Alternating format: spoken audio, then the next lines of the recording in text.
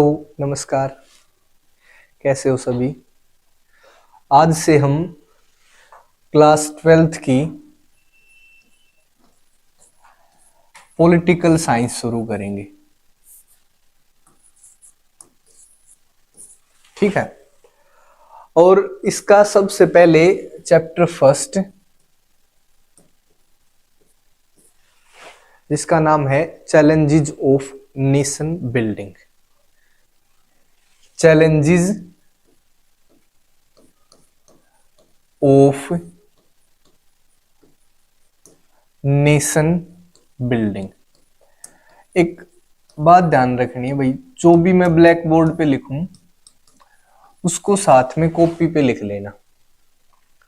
इसके अलावा मैं पूरे इस चैप्टर के जो नोट्स होंगे उसकी पीडीएफ प्रोवाइड करवा दूंगा। राष्ट्र निर्माण की चुनौतियां। एक बार कमेंट करके ये बता दें कि वॉइस क्लियर है और सब कुछ अच्छे से दिख रहा है या नहीं। देखो, हमारा पर्पज क्या है, 9 to 12th, 9 और 10th की तो ये मान लो पूरी की पूरी एसएसटी, उसके चारों सब्जेक्ट हिस्ट्री, ज्योग्राफी, पॉलिटिकल या सिविक्स वहां है, इकोनॉमिक्स। और 11 12th की पॉलिटिकल साइंस और हिस्ट्री हम करेंगे अपने इस प्लेटफॉर्म पे। कोशिश ये होगी कि आपने अपने जो स्कूल में, जिस भी स्कूल में आप पढ़ते हो, उसमें समझ आया है या नहीं आया, ट्यूशन वाले टीचर का समझ आया है या नहीं आया। अगर अच्छे से देखोगे, अच्छे से सुनोगे जो मैं बोल रहा हूं, तो एक एक चीज कॉन्सेप्ट क्लियर हो जाएगा आपका। देखिए, चैप्टर का नाम है राष्ट्र निर्माण की चुनौतियां। चुनौती से मतलब समझ रहे हो भाई, चैलेंज। राष्ट्र निर्माण क्या होता है, सबसे पहली बात पता होना चाहिए भाई, एक राष्ट्र का निर्माण कैसे होता है। नेशन बिल्डिंग या राष्ट्र निर्माण क्या है, ये ध्यान रखना है। कोई भी राष्ट्र कैसे बनता है। देखिए, कोई भी एक देश होता है ना, उसकी 4 प्रॉपर्टीज हैं, 1 2 3 एंड 4। एक तो उसका ज्योग्राफिकल एरिया होगा, कोई भी एरिया होगा जरूर, भूभाग। कोई ऐसा देश पॉसिबल नहीं है जिसका कोई भी एरिया नहीं है। सेकंड, उसमें पॉपुलेशन होगी।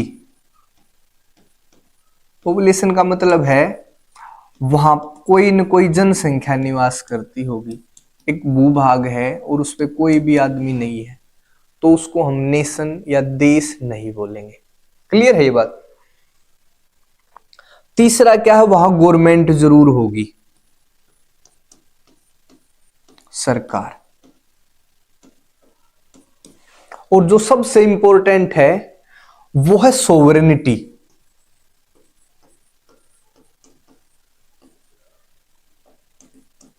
इसका मतलब होता है संप्रभुता। संप्रभुता का मतलब है निर्णय लेने की जो अत्यंतिक पावर उस देश की सरकार के पास है। और वो ये जब 4 प्रॉपर्टी होती हैं, उसी टाइम हम उस भूभाग को एक देश मानेंगे। सबसे पहला एक भूभाग होगा, कोई भी ज्योग्राफिकल एरिया होगा, वहां आदमी जरूर रहते होंगे, साथ में एक गवर्नमेंट होगी। अब ये देखो, अगर हम अपने स्टेट की बात करें, हरियाणा की, क्या एक ज्योग्राफिकल एरिया है? बिल्कुल है। क्या कोई पॉपुलेशन रहती है यहां पर? बिल्कुल रहती है। क्या गवर्नमेंट है? है। क्या ये सोवरेन गवर्नमेंट है? ये हरियाणा के केस में ये नहीं है। अगर हम इंडिया की बात करें, इसलिए हरियाणा एक देश नहीं है, एक प्रदेश है। अगर हम देश की बात करें भारत की, तो उसमें सोवरेनिटी या संप्रभुता भी है। संप्रभुता का अर्थ है भाई, अगर हम अपने देश में जो भी चाहे वो कानून बना सकते हैं। किसी दूसरे देश के साथ क्या रिलेशन रखने हैं, वो सारा का सारा उस देश की गवर्नमेंट में ये पावर होगी। अब हम इस बुक में स्पेशली जो बुक हमने शुरू करी है 1947 ऑनवर्ड्स, 1947 के बाद जो भी देश में घटित हुआ है उसके बारे में पढ़ना है। जो 1947 वाले दिन जो जो समस्याएं थी उनको पढ़ना है, साथ में उन समस्याओं से हमने कैसे डील करा वो भी पढ़नी है। अब यहां देखो 2-3 फैक्ट ध्यान रखें। सबसे पहला फैक्ट है ये, हम 15 अगस्त 1947 को हम आजाद हुए। क्लियर है, इसमें तो कोई दिक्कत नहीं होनी चाहिए। दूसरा, इसी दिन एक और घटना घटी। पंडित जो जवाहरलाल नेहरू थे उन्होंने एक बड़ा फेमस स्पीच दिया, ट्रिस्ट विद डेस्टिनी। याद रखना भाई, 1 नंबर में पूछा जा सकता है, नियति के साथ साक्षात्कार। उनके इस स्पीच में क्या क्या चैलेंज है देश बनाने में, क्या क्या उस समय समस्याएं हैं, उनका जिक्र था। इन्होंने बताया कि आज आधी रात जब पूरा संसार सोया हुआ है, भारत जागा हुआ है। बहुत सारी आज वो दिन है जिसका हम वर्षों से इंतजार कर रहे थे। आज उन सारी चुनौतियों की इन्होंने बात करी जो आने वाले समय में हमें फेस करनी थी और उनका हमें सॉल्यूशन निकालना था। ठीक है, इसी स्पीच के आधार पर उस समय 3 चुनौतियां थी जो सबसे इंपॉर्टेंट थी।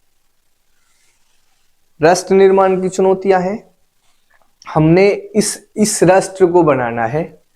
यहां भी ज्योग्राफिकल एरिया था। देखो अंग्रेजों के समय में हमारे देश क्यों नहीं थे एक प्रॉपर ज्योग्राफिकल एरिया था, बिल्कुल था, जनसंख्या भी थी, सरकार भी थी, बट वो हमारी सरकार नहीं थी। हम जो इस भारत के नागरिक थे वो संप्रभु नहीं थे, किसी दूसरी गवर्नमेंट का हमारे ऊपर शासन था, इसलिए पूरा राष्ट्र नहीं बना था। अब राष्ट्र बनाना है। 15 अगस्त 1947 को हम आजाद हो गए। उसके बाद ट्रिस्ट विद डेस्टिनी, उन्होंने आजादी वाले दिन ये स्पीच दिया।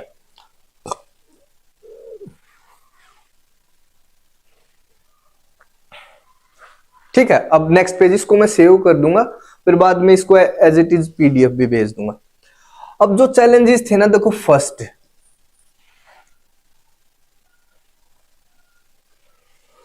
To shape a united nation.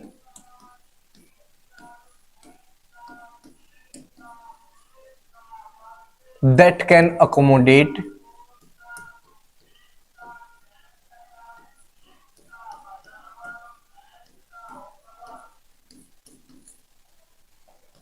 all diversities.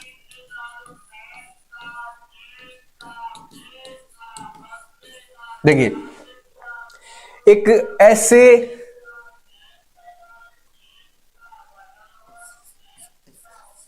एकता के सूत्र में बंधे ऐसे देश का निर्माण करना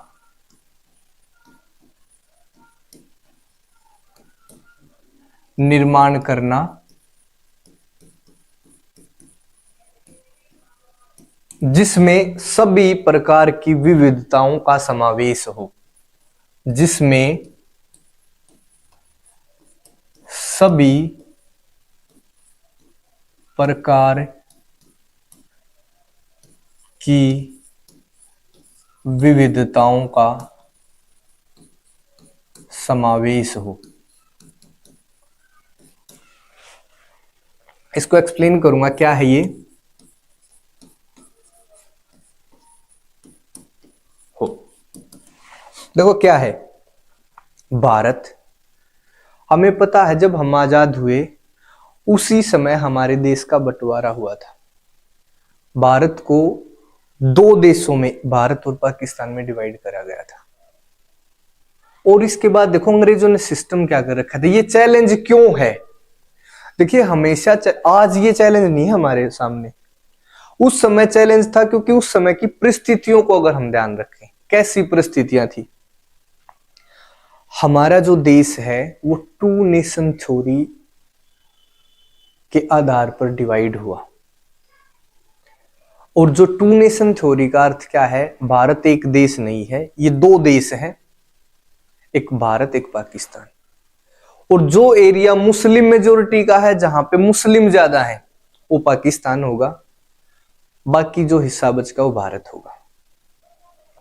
और जब अंग्रेजों ने हमें आजाद किया, उन्होंने एक बात और जोड़ दी इसमें कि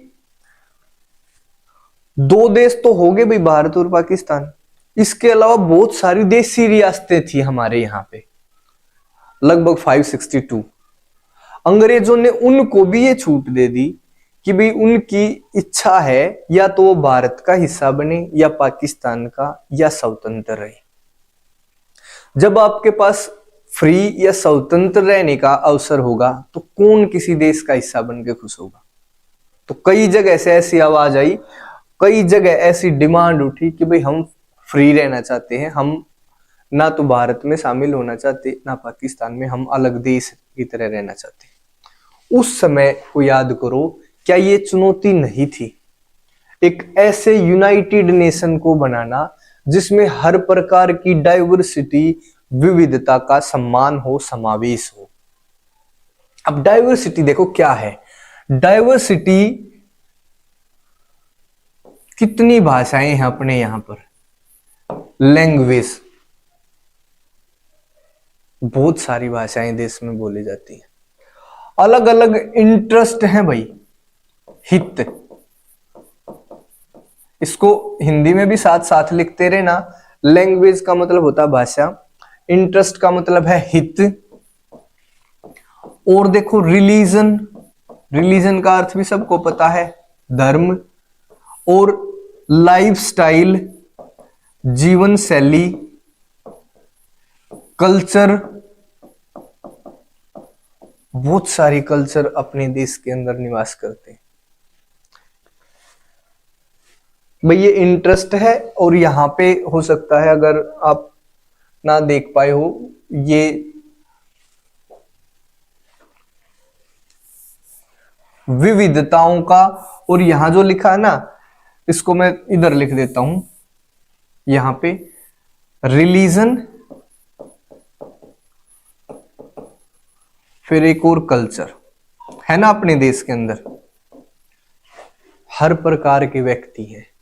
तो ये इस देश में कैसे एकता के सूत्र में बंधे, ये अपने सामने एक चैलेंज था। आप सोचोगे ये क्या चैलेंज है, आज के समय के अनुसार नहीं देखनी चीजें, देखनी है उस समय जब भारत का बंटवारा रिलीजन के बेस पे हुआ, टू नेशन थ्योरी, उसको आगे समझेंगे। साथ में अंग्रेजों ने यह भी बोल दिया कि जितनी विदेशी रियासत हैं उनकी इच्छा है वो फ्री रहें, अलग रहें, या फिर भारत का हिस्सा बने या पाकिस्तान का। क्लियर है।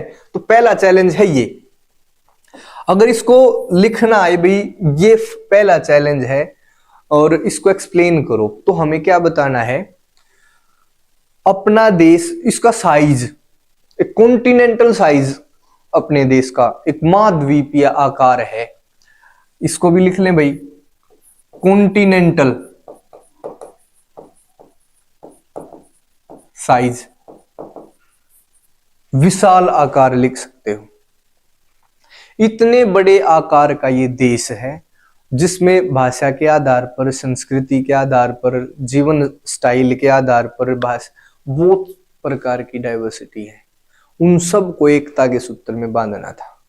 और साथ में जो जब हमारा बंटवारा हुआ तो इन सभी को ये बोला गया था भाई या तो तुम भारत के साथ हो या पाकिस्तान के, या फ्री हो। तो ऐसी कंडीशन में ये एक इंपॉर्टेंट चैलेंज हो जाता है भाई यूनाइटेड नेशन बनाना। अब दूसरा जो चैलेंज था, टू स्टैब्लिश डेमोक्रेसी।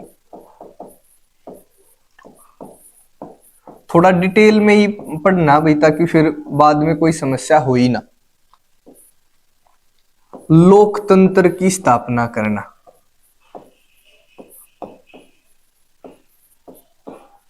को स्थापित करना या उसकी स्थापना करना,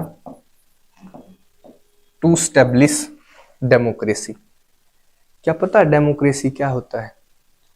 डेमोक्रेसी का अर्थ होता है कोई भी देश जो डेमोक्रेटिक है, इसका अर्थ क्या है? वहां जो सबसे पावरफुल है वहां की जनता है। डेमोक्रेसी के अंदर लोगों को ये अधिकार, ये पावर होता है कि वो अपने शासक खुद चुनती है, और अगर वो शासक उनके अकॉर्डिंगली काम नहीं करते तो उनको बदल सकती है। ये होती है डेमोक्रेसी। हमें यहां पर एक एकता में बने देश का भी निर्माण करना है और लोगों को भी अधिकार देने हैं। समझ के चलना भाई। आप हो, मान के चलो क्लास में मैं आया, आप हो अलग अलग लाइफस्टाइल के, अलग स्टेट के, अलग भाषा के, अलग कल्चर के, और मुझे इस क्लास को एक रखना है। कैसे रखूंगा? मैं अगर सबसे पावरफुल होऊंगा तभी तो रख पाऊंगा भाई, तभी तो मेरी मानोगे आप। अगर मैं ये बोलूं भाई तुम्हारी मर्जी, तुम बताओ कैसे करें, तो हो सकता है उसने कुछ और बोला, उसने कुछ और बोला, तीसरे ने कुछ और, फोर्थ ने कुछ और। इस कंडीशन में ये दोनों जो चैलेंजेस है ना, ये एक दूसरे को और ज्यादा चैलेंज बना रहे हैं। अगर आप डेमोक्रेसी को स्टेब्लिश कर रहे हो तो ये समस्या आ जाएगी, क्योंकि वहां पे सारी डाइवर्सिटीज को अकोमोडेट करके एक यूनाइटेड नेशन भी बनाना है, और ये बनाना है और डेमोक्रेसी, ये दोनों साथ में थोड़ा मुश्किल काम था उस टाइम पे। अगर आप ध्यान दोगे, भारत में भाई गरीबी थी, अनपढ़ व्यक्ति थे, उनको पता ही नहीं। और उससे पहले संसार के विकसित देशों में थी डेमोक्रेसी। डेमोक्रेसी के बारे में ये बोला जाता था कि भाई जो भारतीय ऐसा डिसीजन ले रहा है ना, तो नेहरू जी इसको अपने जीवन काल में यह सफल होता देख लेंगे, ये लंबे समय तक सरवाइव नहीं कर पाएगा। अगर जो देश अपने देश के साथ आजाद हुए ना, उनकी हालत आज देखो। बहुत सारे देश ऐसे हैं जिसमें फिर से सेना का शासन, कभी लोकतंत्र, कभी तानाशाह, ऐसा होता रहा है। बट हमें गर्व होना चाहिए, हमारे जो फ्रीडम फाइटर थे उन्होंने ऐसे कॉन्स्टिट्यूशन का निर्माण करा जो अपने आप में बड़ा शानदार था। अब डेमोक्रेसी को सिर्फ एक कॉन्स्टिट्यूशन बनाना नहीं, एक तो कॉन्स्टिट्यूशन बनाना पड़ेगा इसके लिए, दूसरा काम ये था भाई प्रैक्टिस। इसका क्या मतलब होता है? सिर्फ एक किताब को बनाने से हम लोकतंत्र नहीं बन सकते, डेमोक्रेटिक प्रैक्टिस भी होनी चाहिए, उसको आम जीवन में उसको सुचारू रूप से चलाना भी है। तो ये अपने आप में एक चैलेंज था कि भाई हम डेमोक्रेसी को कैसे स्टेब्लिश कर पाएंगे भारत जैसे गरीब देश में, जहां पे इलिटरेट बहुत बड़ी जनसंख्या अनपढ़ है, और कोई भारत जैसी हालत के देश में कोई एग्जाम्पल भी नहीं था उस टाइम तक हमारे पास कि उस देश ने ऐसा कर दिखाया हो। हम इस तरीके के पहले देश थे। कैसे इस चैलेंज को हमने फेस करा, कैसे इसको ओवरकम किया, वो हम दूसरे चैप्टर में, पहला जो अपना चैप्टर है ना भाई, पहले ही चैलेंज को सॉर्ट आउट करने की कोशिश है इसमें। जो इसका सेकंड चैप्टर है कि भाई हमने डेमोक्रेसी को कैसे स्टैब्लिश करा, वो सेकंड चैलेंज को हम सेकंड चैप्टर में पढ़ेंगे, और जो थर्ड चैलेंज है वो तीसरा चैप्टर है। ठीक है ये बात? तो वहां पर देखेंगे भाई डेमोक्रेसी को स्टैब्लिश करने में क्या क्या समस्याएं थी, क्या चैलेंज थे। अगर ये आए भाई कैसे ये चैलेंज था, तो आप बता सकते हो कि भाई भारत एक बड़े साइज का देश है, तो वहां पे चुनाव करवाना अपने आप में कितना मुश्किल होगा। इसमें नंबर ऑफ इलिटरेट भी काफी है। ठीक है, हमें डेमोक्रेसी का कोई एक्सपीरियंस भी नहीं है उस हिसाब से। बट जब हम देखो, फिर भी हमने डेमोक्रेसी को क्यों अपनाया? क्योंकि फ्रीडम स्ट्रगल के दौरान लोग हमने एक साथ जुटाए कैसे थे।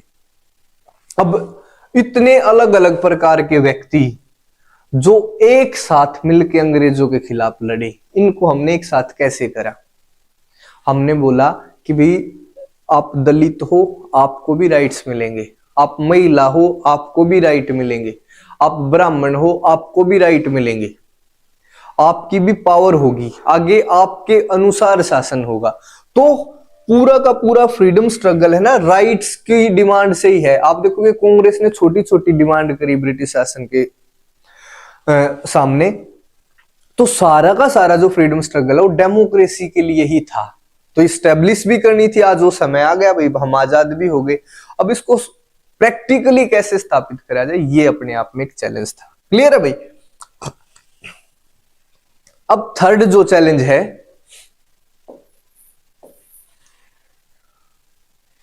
To ensure well-being of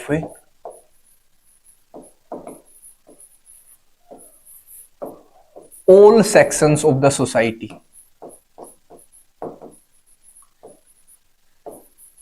of the society। इसका क्या मतलब भाई, समाज के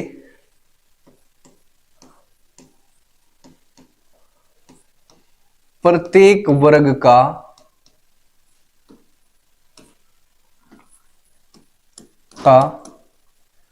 कल्याण सुनिश्चित करना। दो चैलेंज के बाद ये भी एक बड़ा चैलेंज था। कैसे था, थोड़ा सा समझे। क्वेश्चन आया भाई ये कैसे चैलेंज था, कि भाई एक चैलेंज था to ensure wellbeing of all sections of the society, how it was a challenge in front of our, जो अपने कॉन्स्टिट्यूशन को बनाने वाले थे। देखिए अपने देश के अंदर विभिन्न वर्ग हैं, महिलाएं हैं, दलित हैं, विकलांग हैं हर तरीके के, अनपढ़ हैं, गरीब हैं, अमीर हैं, कितने सेक्शंस ऑफ सोसाइटी हैं, अलग कास्ट, अलग रिलीजन, अलग भाषा। तो इन सब का जो हमें विकास करना है, इनका जो कल्याण सुनिश्चित करना, ये अपने आप में चैलेंज है भाई। बहुत बड़ी जनसंख्या अपने देश में गरीब है, बहुत बड़ी जनसंख्या अनपढ़ है। तो सरकार जो संविधान निर्माता थे उन्होंने क्या किया, अब तुम बोलोगे यहां पे जिक्र आता रिजर्वेशन का, ये सब का कल्याण सुनिश्चित करने का एक तरीका था। चाहे वो महिलाओं को रिजर्वेशन आज इलेक्शन में हो, या फिर SC OBC ST को रिजर्वेशन हो गवर्नमेंट जॉब में। ये क्या था, क्योंकि सभी सेक्शंस का कल्याण कैसे होगा। कुछ सेक्शन ऐसे हैं सोसाइटी के जो उस समय काफी पिछले बड़े लंबे समय से उनको दबाया गया है, उनको कोई राइट्स नहीं मिले। अगर उनको मेन स्ट्रीम में लेकर आना है तो उनके लिए कुछ हमने अलग से प्रोविजन करे। Special protection was given to different section, special protection, विशेष प्रोटेक्शन उनको दिया गया ताकि वो भी मेन स्ट्रीम में आकर अपना काम कर सके। अपने आप में चैलेंज है। अब प्रत्येक सेक्शन के लिए कुछ काम करना, फिर ओवरऑल डेवलपमेंट भी करना, हर सेक्शन का विकास, फिर हर सेक्शन के ऊपर पूरे देश का भी विकास। और हो सकता है कई बार एक सेक्शन के लिए जब हम उसको वेलफेयर करते हैं उसकी, तो हो सकता है दूसरे सेक्शन के लिए थोड़ा सा नुकसानदायक हो। कैसे, जैसे मुझे रिजर्वेशन मिल गया, तो जिनको रिजर्वेशन नहीं मिला वो तो इसको अपना नुकसान मान रहे हैं। जब आप एक सेक्शन के लिए कुछ स्पेशल प्रोटेक्शन देते हो तो किसी न किसी दूसरे सेक्शन का उसको नुकसान हो सकता है। ऐसी स्थिति में प्रत्येक सेक्शन का, प्रत्येक वर्ग का विकास करना और साथ में फिर पूरे देश का भी विकास करना, ये भी अपने आप में एक चैलेंज था। क्लियर है भाई ये बात। माइनॉरिटी है, बच्चे हैं, महिलाएं हैं, बुजुर्ग हैं, तो हर जगह हर प्रत्येक वर्ग का हमें विकास करने का ये चैलेंज था। अब हम एक टॉपिक करेंगे भाई पार्टीशन। इस पार्टीशन उस समय क्या क्या कंडीशन थी, देखो ये चैलेंज है। अब ये चैलेंज क्यों है, उस समय कैसी कैसी कंडीशन थी, उसको पढ़ना है। Partition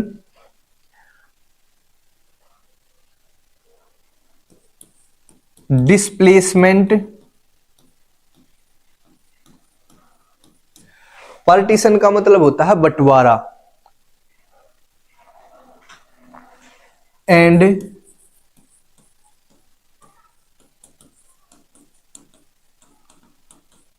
rehabilitation. ठीक है, बंटवारा, विस्थापन तथा पुनर्वास। देखिए भाई उस समय क्या था,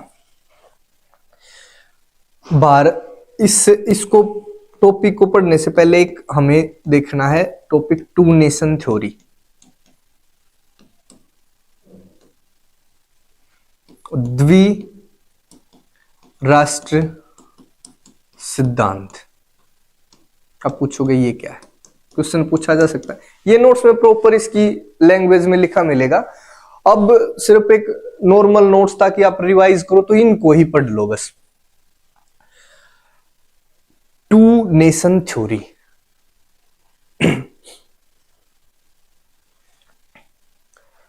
अकॉर्डिंग टू दिस थ्योरी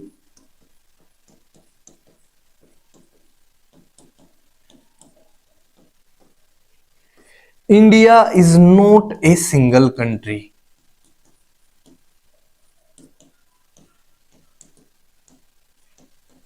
समझे इस बात को, भारत का बंटवारा इसी थ्योरी के आधार पर हुआ था। इस थ्योरी के, इस सिद्धांत के अनुसार भारत अकेला राष्ट्र नहीं है, ये एक राष्ट्र नहीं है। It consist of two nations named India and Pakistan. This follows the principle of religious majority.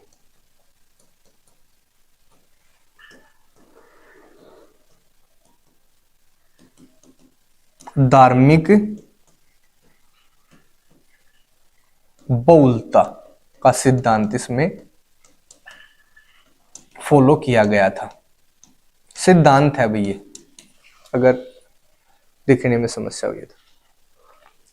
जो टू नेशन थ्योरी है, द्विराष्ट्र सिद्धांत है, ये क्या मानती है, इसी के आधार पे भारत का बंटवारा हुआ था। क्वेश्चन है भारत का बंटवारा किस थ्योरी के आधार पे हुआ।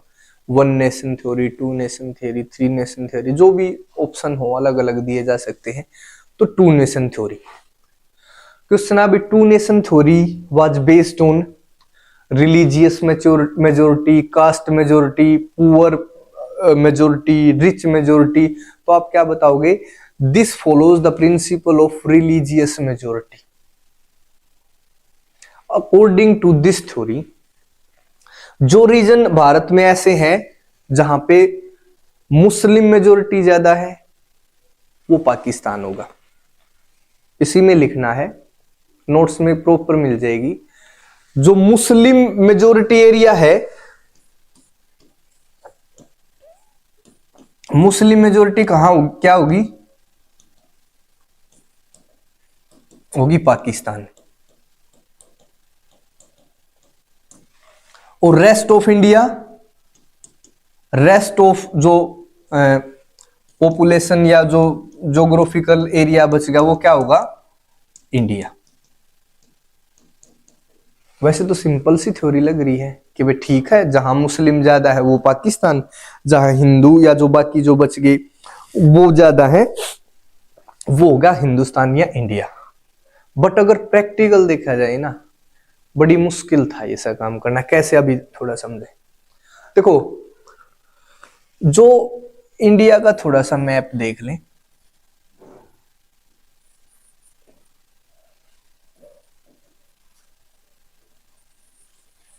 थोड़ा सा ऐसे ही, जो ये एरिया है यहां पे मुस्लिम मेजोरिटी ज्यादा है, और यहां पे जो पश्चिम बंगाल है, जो उस समय का बंगाल, ये दो एरिया ऐसे थे जहां पे मुस्लिम मेजोरिटी ज्यादा थी। और भी बाकी बहुत सारे एरिया ऐसे थे, जैसे हैदराबाद है यहां पे, वहां भी मुस्लिम ज्यादा थे। तो क्या ऐसे कैसे बना देंगे पाकिस्तान। पर इस थ्योरी के अनुसार क्या करा गया, इसको और इसको पाकिस्तान माना गया। इसको क्या बोला गया, वेस्ट पाकिस्तान, इसको क्या बोला गया, ईस्ट पाकिस्तान। अब ये देखो क्या थे, ये एरिया है यहां पे इतना बड़ा है, ये पंजाब है, सारा ये पंजाब था। ये है बंगाल है। अब जो कुछ पंजाब तो भारत के अंदर है, यहां पे बंटवारा कैसे हुआ है, एक तो इस पंजाब का बंटवारा, यहां पे इधर वाला पंजाब भारत के हिस्से में आ गया, जो बाकी बाहर था वो पाकिस्तान के हिस्से में, एक स्टेट का बंटवारा, जिसका जो वेस्टर्न हिस्सा है वो पाकिस्तान और जो ईस्टर्न पंजाब है वो क्या होगा, भारत। अब देखो कैसी बात, यहां से यहां जाना है तो तुम क्या बोलोगे, पंजाब से बैठे और तुम्हें जाना पाकिस्तान वाले पंजाब में, क्या बोलोगे, टिकट ले लो जी, जिस कहां की, पंजाब की, पंजाब से पंजाब जाना है, पंजाब से पंजाब जाना तो वीजा लगवाना पड़ेगा, ठीक है। यहां भी आज भी इसका नाम पंजाब ही है। अब यह है टोटल पश्चिमी बंगाल, इसका जो पश्चिमी बंगाल का ये वाला हिस्सा है, यहां मुस्लिम मेजोरिटी ज्यादा है, तो इसका ईस्ट बंगाल, ये पाकिस्तान बन गया। और जो अपने यहां कौन सा बच गया, वेस्ट बंगाल। समझे भाई, हम यहां पे पश्चिम में क्यों है, अब क्वेश्चन पूछे पश्चिमी बंगाल किस दिशा में है, तो तुम बताओगे पूर्व की ओर। भाई अगर हम हरियाणा में बैठे हैं यहां पर और मैं पूछूं भाई पश्चिम बंगाल किस तरफ है, तो वैसे तो नाम से क्या होना चाहिए, पश्चिम में होगा, है ये किस तरफ, पूर्व में। क्यों है, क्योंकि ये टोटल है ना, जो ये पूरा बंगाल था, पार्टीशन के दौरान इसके हिस्से हो गए। जो इसका ईस्ट बंगाल वाला है उसको पूर्वी पाकिस्तान बोला गया, जो इसका वेस्ट बंगाल वाला हो भारत में वेस्ट बंगाल के नाम से रहा। क्लियर है, यहां ऐसा ही पंजाब, ये समस्या है भाई, टू नेशन थ्योरी, ऐसा पार्टीशन हुआ। इसमें टू नेशन थ्योरी में पता चल गया प्रिंसिपल ऑफ रिलीजियस मेजोरिटी को फॉलो करा गया, जो भी मुस्लिम बहुल क्षेत्र थे उनको पाकिस्तान और जो रेस्ट ऑफ इंडिया है उसको हिंदुस्तान या इंडिया माना गया। पाकिस्तान एक सेकुलर कंट्री नहीं था, पाकिस्तान ने अपने को एक धार्मिक या इस्लामिक या मुस्लिम कंट्री घोषित करा। अब भारत के पास एक ऑप्शन था कि भाई हम सेक्युलर बने या फिर हम हिंदू राष्ट्र बने। देखिए यहां पे क्वेश्चन आया छोटा, why India is not a religious country like Pakistan,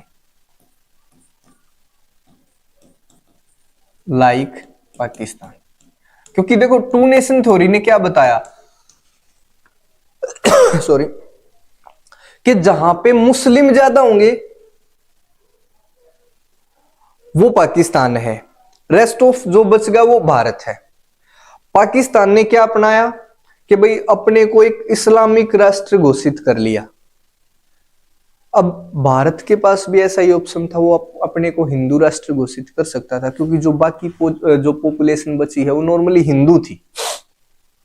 but हमने ये अपने को रिलीजियस कंट्री घोषित ना करके हमने अपने को क्या बनाया, सेक्युलर कंट्री।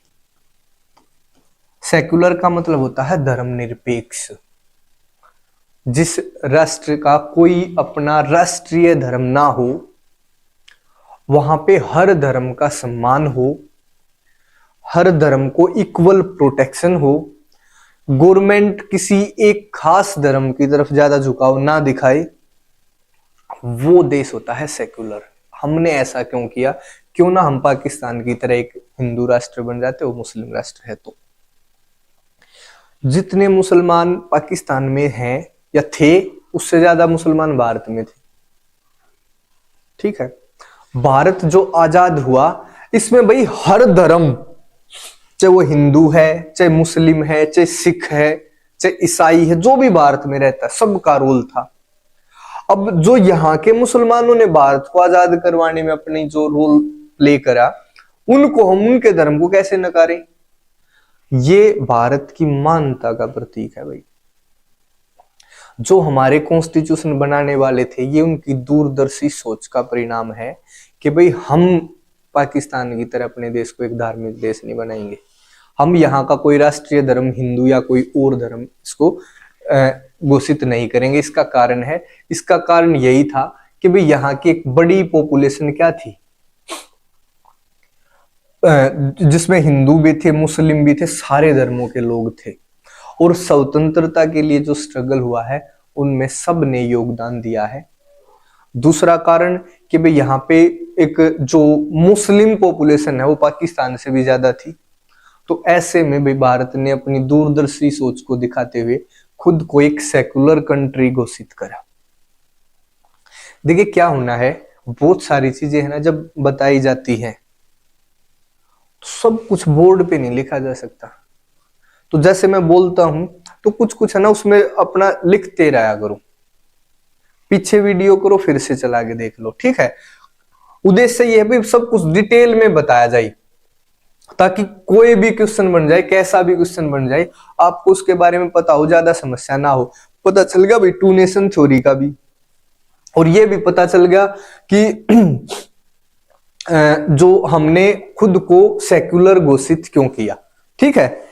इसके बाद बाकी शुरुआत में जो ये टू नेशन थ्योरी है इसको कांग्रेस ने अपोज किया था, बट फिर उसके बाद मुस्लिम लीग, देखो एक और ध्यान रखें भाई, जो टू नेशन थ्योरी थी ना that was proposed bye Muslim league.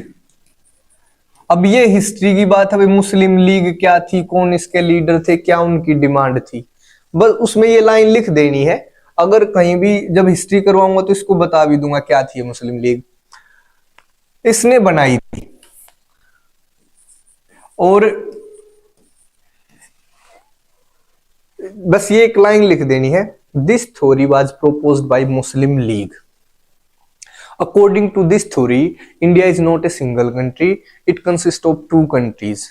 The area where Muslims are in majority is Pakistan and the rest of area is India. ठीक है, भारत ने इसको कांग्रेस जो थी ये अपने आप को मुस्लिमों की पार्टी बताती थी। दूसरी तरफ कांग्रेस थी, उसने इनकार करा भाई टू नेशन थ्योरी को, शुरुआत में अपोज करा कि भाई बिल्कुल भी नहीं, टू नेशन थ्योरी गलत है। बट कंडीशन ऐसी बनी कि लास्ट में टू नेशन थ्योरी के आधार पे ही देश का बंटवारा करना पड़ा, ठीक है। अब हम देखेंगे नेक्स्ट जो टॉपिक है, प्रोसेस ऑफ पार्टीशन।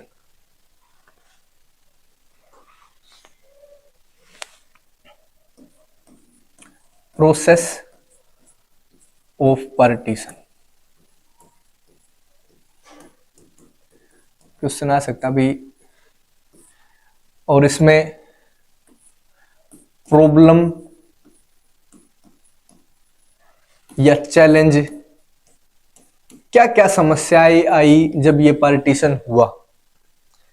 सिंपल सी बात है, टू नेशन थ्योरी के आधार पर भारत का बंटवारा कर दिया गया, और सिंपल सा सिद्धांत, जहां मुस्लिम ज्यादा वहां पाकिस्तान, जो बाकी बच गया वो हिंदुस्तान। पर ये प्रैक्टिकली इतना आसान नहीं था। हमने पहली लाइन क्या लिखनी है, partition was based on two nation theory, ये भूमिका है, लिख सकते हो भाई इसमें, ठीक है। But practically it was not as simple as it seems, ये इतना सिंपल नहीं था जितना ये उस समय प्रतीत हुआ। कारण है, पहला कारण भाई ये बताना है उसमें क्या क्या चैलेंज आए, क्या क्या प्रॉब्लम्स थी, ये सारा इसमें बताना है। पहली क्या, देयर वाज, ध्यान से सुनना भाई, नो सिंगल बेल्ट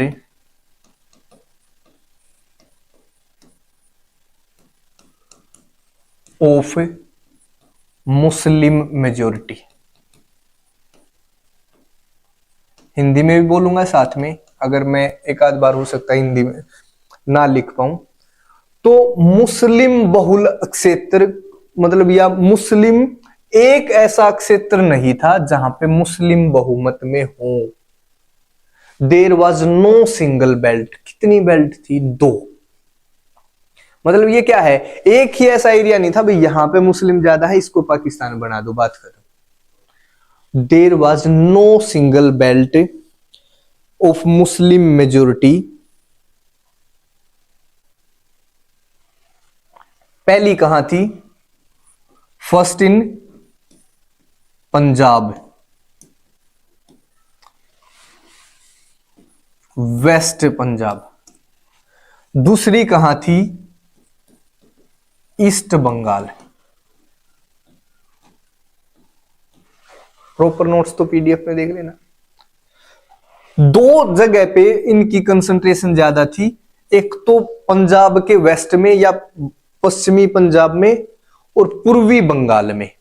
पहली प्रॉब्लम है कि नहीं है भैया?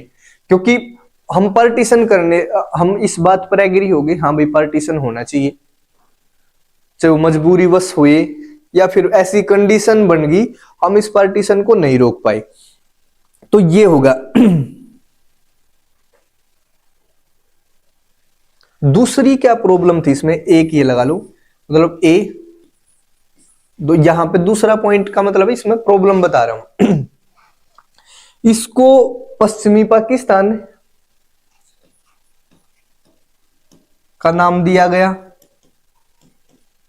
और इसको पूर्वी पाकिस्तान। अब है पूर्वी पाकिस्तान, आज का जो बांग्लादेश है वो एक समय पूर्वी पाकिस्तान था। वो प्रोसेस है, वो आगे हम पढ़ेंगे इसी बुक में कि कैसे पाकिस्तान के भी टुकड़े होके फिर बांग्लादेश का निर्माण हुआ। ठीक है, तो वेस्ट पंजाब है उसको पश्चिमी पाकिस्तान का नाम दिया गया और ईस्ट बंगाल को पूर्वी पाकिस्तान का। क्लियर है? दूसरा, not all Muslim majority area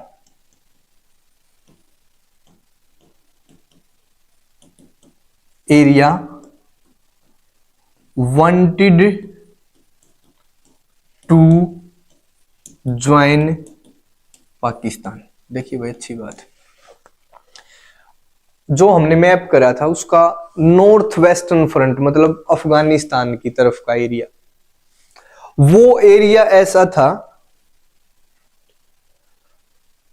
Afghanistan वाली डायरेक्शन में, जो इस 2 नेशन थ्योरी को फॉलो नहीं करता था, ना वो इसको मानने के लिए तैयार था। वहां के जो फेमस जो आदमी थे खान अब्दुल गफ्फार, जिनको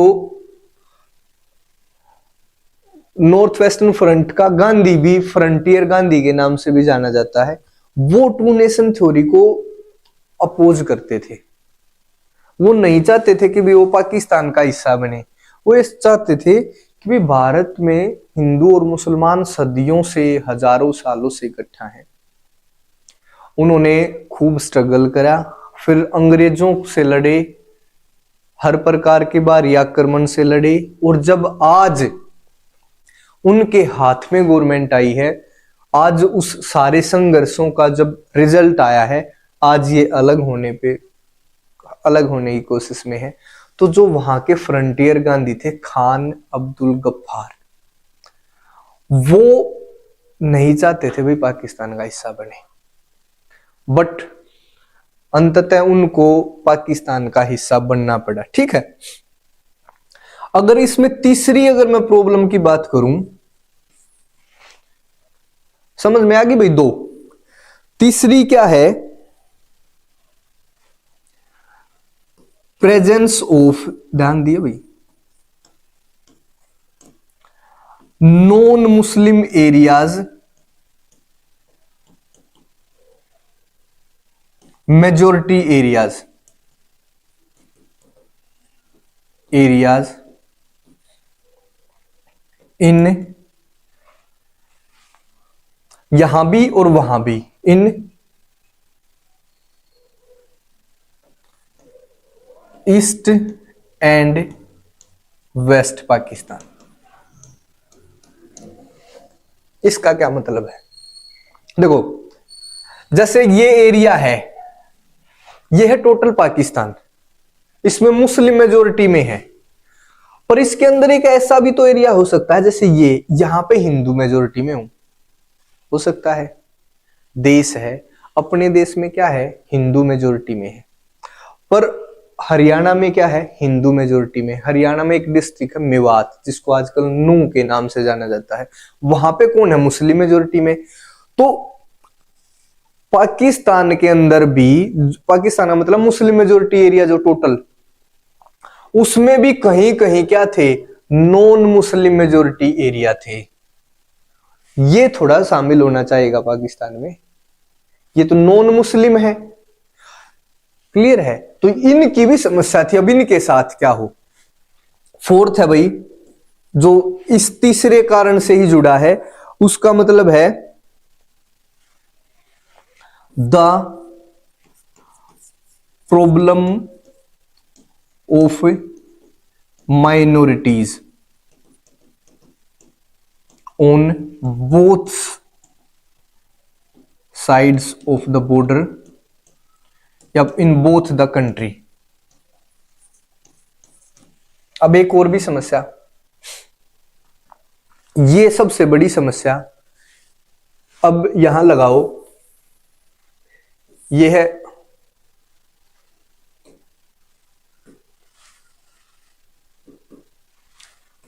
ये होगा भारत पाकिस्तान, ये होगा भारत, क्लियर है। यहां पे मुस्लिम, यहां पे हिंदू माइनॉरिटी में है। इनमें जो बंटवारा हो रहा है उन जगह की बात कर रहा हूं भाई, बंगाल में स्पेशली और पंजाब में। इधर वाला हिस्सा पाकिस्तान बना दिया। क्या इसका मतलब क्या है, मुस्लिम मेजोरिटी का मतलब ये नहीं होता कि भाई सारे के सारे मुसलमान हैं, इसका मतलब क्या है, ज्यादातर मुसलमान हैं। तो बाकी जो बच गए हिंदू, या फिर जो भारत में जो मुस्लिम बच गए बंगाल में, उनका क्या हुआ पंजाब में। इनको सबसे बड़ी समस्या होगी भाई, ये किस देश को अपना देश माने, सबसे बड़ी समस्या, जिसके कारण this was resulted into the displacement of population. Displacement हुआ। अब यहां पे देखो, ये है बॉर्डर, यहां पे है पाकिस्तान, यहां पे है इंडिया। यहां जो हिंदू है बॉर्डर के पास, और यहां जो मुस्लिम है बॉर्डर के पास, इनको अपना देश छोड़ना पड़ा, इनको इस देश में भागना पड़ा। जिस दिन भारत आजाद हुआ उस दिन इनको ये नहीं पता था भाई, जो माइनॉरिटी है दोनों देशों में, चाहे वो भारत में है चाहे पाकिस्तान में है। माइनॉरिटी का मतलब होता है अल्पसंख्यक, जिनकी जनसंख्या कम है। मेजोरिटी का मतलब जिनकी जनसंख्या ज्यादा है। तो जो पाकिस्तान है उसमें तो हिंदू माइनॉरिटी होंगे, जो इंडिया है उसमें मुस्लिम माइनॉरिटी होंगे, क्लियर है बात। तो ये जो माइनॉरिटी थे both side across the border, इनके सामने बड़ी समस्या थी। इनको ये नहीं पता था भाई मैं भारत में हूं या पाकिस्तान में, मैं कहां जाऊं। और जिस कारण दोनों तरफ भय का माहौल, और जिसके कारण ना इनको रात को ही बॉर्डर क्रॉस करने के लिए अपना घर छोड़ना पड़ा। और जो ये डिस्प्लेसमेंट हुआ, वो अब क्या करने लगे, यहां पे मुस्लिम इन पे अटैक करने लगे, यहां पे हिंदू इनको भगाने लगे, भागो यहां से, तुम्हारा देश नहीं है। तो दोनों तरफ यहां बहुत सारे हिंदुओं की हत्या हुई, यहाँ पे मुसलमानों की हत्या हुई, बहुत सारी लड़कियों के रेप करे गए, साथ में भाई बहुत सारी लड़कियों को अगवा करा गया, उनका धर्म परिवर्तन करवाया गया जबरदस्ती। लाखों व्यक्ति इससे प्रभावित हुए भाई। संसार में या पूरे इतिहास में ऐसी ट्रेजिक इंसिडेंट, मतलब ये जो पॉपुलेशन का फ्लो है एक बॉर्डर से दूसरे बॉर्डर के अक्रॉस, ऐसा डिस्प्लेसमेंट का एग्जाम्पल अपने इतिहास में कोई नहीं मिलता, क्लियर है। ये यहाँ पे जो प्रोसेस ऑफ पार्टीशन है उसमें क्या क्या समस्याएं आई। सबसे पहली बात तो हमने लिख दी इसकी भूमिका कि भाई partition was based on two nation theory, clear है। We faced many challenges in the process of partition, हमने जो बंटवारे की प्रक्रिया है उसमें बहुत सारे चैलेंजेस को फेस करा। जिसमें सबसे पहला था there was no single belt of Muslim majority. एक अपने देश में एक मुस्लिम मेजोरिटी का क्षेत्र ऐसा नहीं था भाई इस एरिया को हम पाकिस्तान मान ले। There were two belt of Muslim majority, एक तो वेस्ट पंजाब, क्लियर है, पंजाब का वेस्ट वाला पार्ट, एक बंगाल का ईस्ट वाला पार्ट, यहां पे दोनों जगह। तो पंजाब जो वेस्ट है उसको पश्चिमी पाकिस्तान और ईस्ट बंगाल को पूर्वी पाकिस्तान माना गया। दूसरी बात जो इसमें प्रॉब्लम आई, not all Muslim majority area wanted to join Pakistan. सारे के सारे जो मुस्लिम मेजोरिटी एरिया थे वो पाकिस्तान में शामिल नहीं होना चाहते थे। एग्जाम्पल किसका दिया, खान अब्दुल गफ्फार। ठीक है, इनको फ्रंटियर गांधी के नाम से जाना जाता है। फ्रंटियर गांधी, भाई देखो मैंने लिखा नहीं है, लिख भी देता हूं।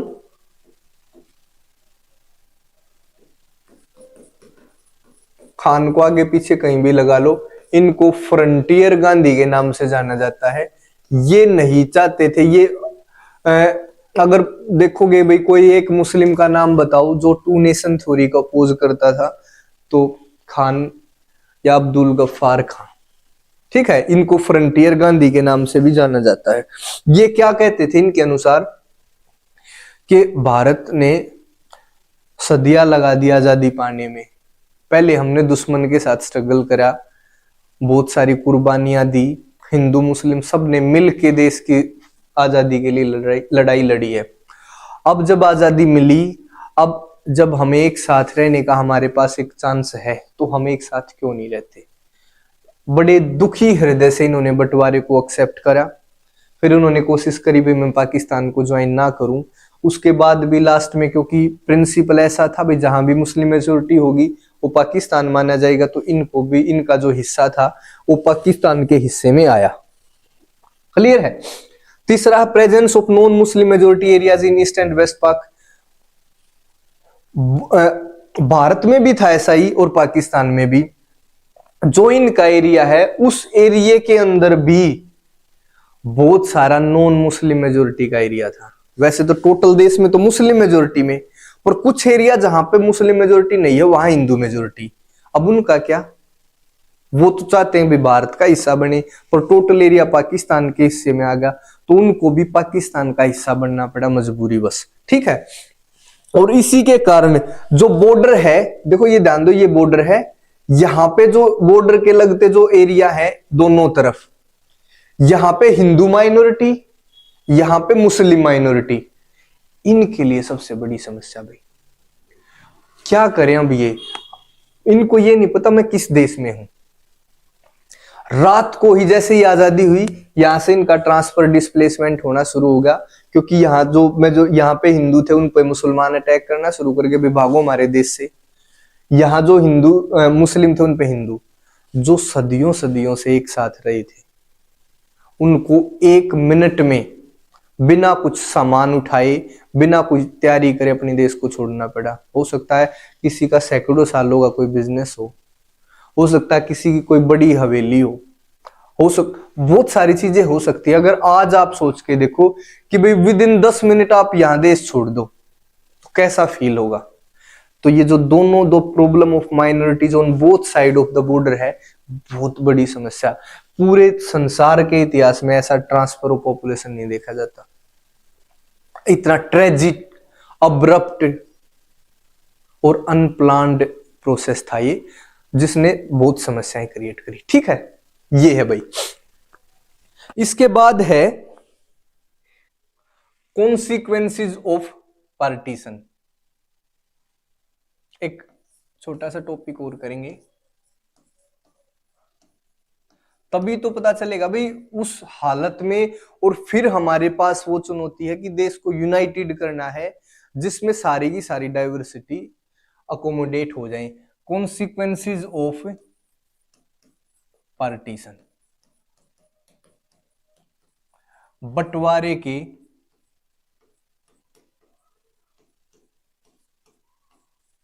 परिणाम।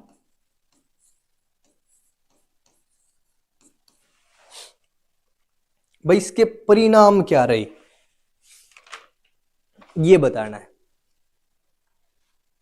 इसमें एक लाइन लिखनी है, पार्टीशन ऑफ 1947, ये लाइन जरूर लिखनी है भाई।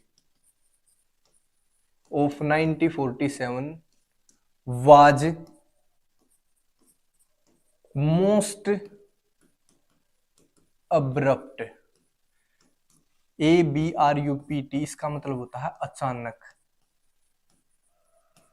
यही वर्ड यूज करने भाई पेपर में। अनप्लान्ड, अनियोजित,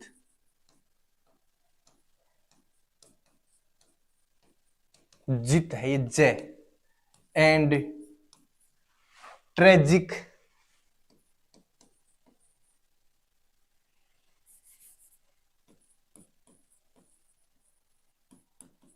विभत्स या विनाशकारी, इसको विभत्स लिख लेना, ऐसे लिखा जाएगा। ट्रांसफर ऑफ पॉपुलेशन, जो पार्टीशन ऑफ 1947 इन द, ये भी लिख सकते हो, ज्ञात इतिहास में, in the history known.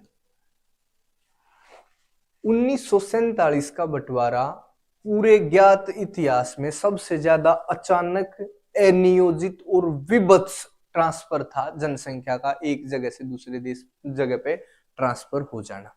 Clear है? और क्या हुआ इसका? डिस्प्लेसमेंट ऑफ, देखो परिणाम लिख रहे हैं भाई, ऑफ माइनॉरिटीज, क्योंकि माइनॉरिटी का ही डिस्प्लेसमेंट हुआ था एक देश से दूसरे देश में। ठीक है? From both sides caused violence, rape, abduction, conversion, forcefully, ये यहां पे यहां लिख दूंगा, इसके नीचे फोर्सफुली कन्वर्जन लिख लेना, फुली कन्वर्जन ऑफ रिलीजन। देखो जो माइनॉरिटी का दोनों साइड से जो ट्रांसफर हो रहा था ना भाई, डिस्प्लेसमेंट हो रहा था, उसके कारण हिंसा होगी। तुम देखना ट्रेन की ट्रेन आई, बहुत सारे आदमी मारे गए। अब पता चल गया, देखो हम यहाँ पे सदियों से साथ रह रहे हैं, हमें पता चला भाई मुस्लिम हमारे नहीं है, इनका अलग देश है, तो जो हमारे अड़ोस में थे, पड़ोस में थे, उनको हमने बाहर निकालना शुरू कर दिया, उनको पीटना शुरू कर दिया, उनको मारना शुरू कर दिया। ऐसा ही दोनों देशों में बॉर्डर के आसपास। ठीक है? वायलेंस हुई, रेप हुए भाई, महिलाओं को उनका अबडक्ट करा गया, उनको किडनैप करा गया, उनका फोर्सफुली धर्म परिवर्तन करवाया गया। ऐसी समस्या भाई। और इनको क्या हुआ? They were forced to live in refugee camp, forced to live in refugee camp, अपने ही देश में इनको शरणार्थियों की बात थी। कुछ लोगों को तो महीनों महीनों, देखो स्वतंत्रता में क्या इनका योगदान नहीं था? उसके बाद भी नीति को क्या मंजूर था, ये देखिए आप। हम अपने देश में हैं, मैं यहां रहना चाहता हूं, राजनीति मेरी नीति का फैसला कर रही है कि भाई यहां नहीं रहना, और मैं रहना चाहता हूं, मेरी जमीन है, मेरे नाम है, मेरा यहां बिजनेस है, पूरा फैमिली है, रिलेटिव है, सारे के सारे। सरकार ने या उस समय जो राजनीति थी उसने ये तय कर दिया मुझे यहां नहीं रहना, तो रात को भागना पड़ा। आप इस चीज को फील करिए। देखिए ये जो पॉलिटिकल साइंस की किताब है, ये क्यों ऐसा नहीं भाई 12th पास करवाने के लिए है आपको कि भाई 12वीं में पास हो गए बात खत्म, नहीं, ऐसा बिल्कुल भी नहीं है। ये वो है जो तुम्हारे देश ने झेला है, जो तुम्हारे पूर्वजों ने देखा है, जो फेस करा है। ये वो सच्चाई है जो हमारे से पहले घटित हो चुकी है। इसको हम इग्नोर नहीं कर सकते, इसको समझना है, इसको जीना है, इसको फील करना है। मैं अपने देश से निकाल दिया गया जहां मैं रहना चाहता हूं, उसके बाद दूसरे देश में चला गया, यहां से बोला कि भाई तुम्हारा देश हिंदुस्तान नहीं है, तुम पाकिस्तान चले जाओ। चलो मैं चला गया, तो बीच में हो सकता है मेरे कई फैमिली मेंबर तो ऐसे ही मारे गए हो सकता है कोई हमारे परिवार की महिला है, उसको अगवा करके उसका धर्म परिवर्तन भी करवाया जा सकता है, हो सकता है उसके साथ रेप करा जा सकता है। फिर मैं अपने देश में चला गया पाकिस्तान में। वहां क्या मेरी जमीन उन्होंने बना रखी है पहले ही कि भाई आओ तुम्हारा घर बना बनाए मिल जाएगा, तुम्हारे जो भारत में प्रॉपर्टी थी उतनी ही प्रॉपर्टी पाकिस्तान में मिल जाएगी? ऐसा भी नहीं था। वहां मैं कैंपों में रह रहा हूं। एक देश में मैं बड़ी जायदाद का मालिक, अपना सब कुछ लुटाकर फिर अपने देश में जो सो कॉल्ड ये बोला जाता भी अब तुम्हारा देश वो है, मैं वहां जाता हूं और वहां फिर मैं रिफ्यूजी कैंप में रहता हूं। ऐसा ये परिणाम है हमारे पार्टीशन के। क्लियर है? इन सारी चीजों को पता होना चाहिए भाई। और जो ये पार्टीशन है ना, the partition was not only of area, ये सिर्फ भूभाग का पार्टीशन नहीं था, या किसी भू क्षेत्र, एरिया को हम टेरिटरी बोलते हैं प्रॉपर लैंग्वेज में। ये जो पार्टीशन है, बंटवारा है, ये सिर्फ और सिर्फ भू क्षेत्र का बंटवारा नहीं था। अगर सिर्फ ये होता ना भी ये जमीन तेरी ये मेरी, तो भी कोई बात नहीं थी। It was the part division of, it also was division of properties. Properties का भी भाई, पुलिस, रेलवे, एसेट्स, बहुत सारी चीजों का बंटवारा था। रेलवे का बंटवारा हो गया भाई, पुलिस का बंटवारा हुआ, प्रॉपर्टी का बंटवारा हुआ, संसाधनों का बंटवारा हुआ, सिर्फ भूभाग का बंटवारा नहीं। ये भी क्या बताया जाता है, एक ऑफिस है, ये प्रिंटर पाकिस्तान जाएगा, ये दूसरा प्रिंटर इंडिया में रहेगा। आप उस एरिया से हो, आप आज से पाकिस्तान की पुलिस में हो, आज आप भारत की पुलिस में हो। ये सामान यहां रखा है, इसको पाकिस्तान भेजो। तो ये केवल एक भूभाग का बंटवारा नहीं था, ये किस चीज का भी बंटवारा था, ये प्रॉपर्टी का भी बंटवारा था।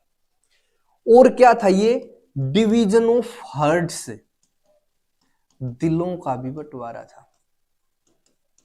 ध्यान देनी भाई, पार्टीशन है जो इंडिया का, partition of India was also the division of hearts. कैसे?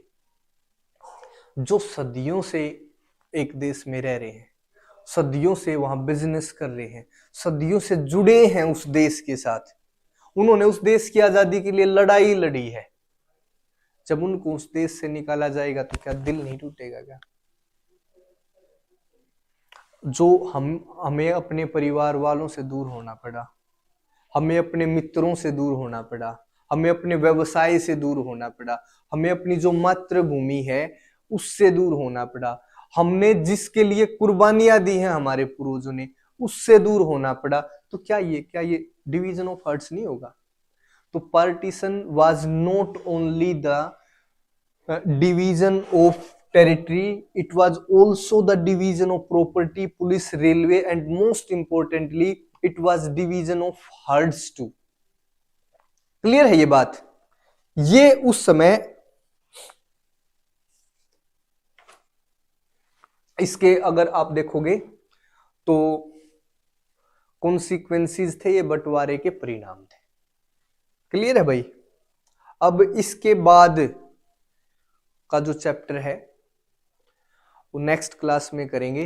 यहां तक मुझे उम्मीद है, अगर कोई भी डाउट है किसी भी पॉइंट को लेकर या किसी भी टॉपिक को लेकर, तो आप कमेंट में बिना किसी डाउट के उसको सेंड करें, उसका सॉल्यूशन बताया जाएगा। बाकी फिर भी अगर आप वीडियो को दोबारा चला के देखोगे तो उसका सॉल्यूशन हो जाएगा मेरे हिसाब से। वो चीज समझ नहीं आएगी जहां पर आपका दिमाग एक जगह से दूसरी जगह पे चला गया होगा, उसकी तो मैं क्या गारंटी लूंगा।